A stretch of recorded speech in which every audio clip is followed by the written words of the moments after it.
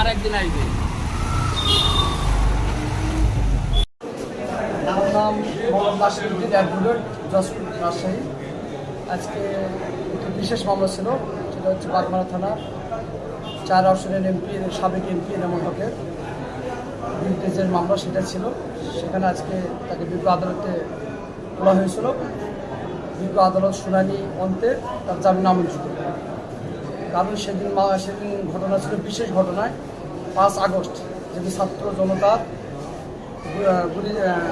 বিপ্লবের কারণে দেশ স্বাধীন হয়েছিল নতুনভাবে, দ্বিতীয় মুক্তিযুদ্ধ অর্জন করেছিল। ঠিক সেই দিন এই যে বাগমারা থানায় প্রায় 4-5 জনকে প্রকাশ্যে দিবালোকে গুলি করা হয়েছিল পায়ে, এবং প্রায় বড় বড় হাসুয়া, রান্দাও সহ দেশীয় অস্ত্রশস্ত্র সহ প্রায় 20-30 জনকে আহত করা হয়েছিল। এই ঘটনার 5 তারিখে ওই ঘটনার পরিপ্রেক্ষিতে আজকের এই মামলার উনি এজাহারভুক্ত আসামি। এই কারণে ওনাকে বিজ্ঞ আদালত হাজির করলে ওনার পক্ষে আইনজীবী তারা জামিনে প্রার্থনা করেছেন। বিজ্ঞ আদালত শুনানি অন্তে, উভয় পক্ষে শুনানি অন্তে আমরা জামিনের বিরোধিতা করেছিলাম, আমরা রাষ্ট্রপক্ষে ছিলাম।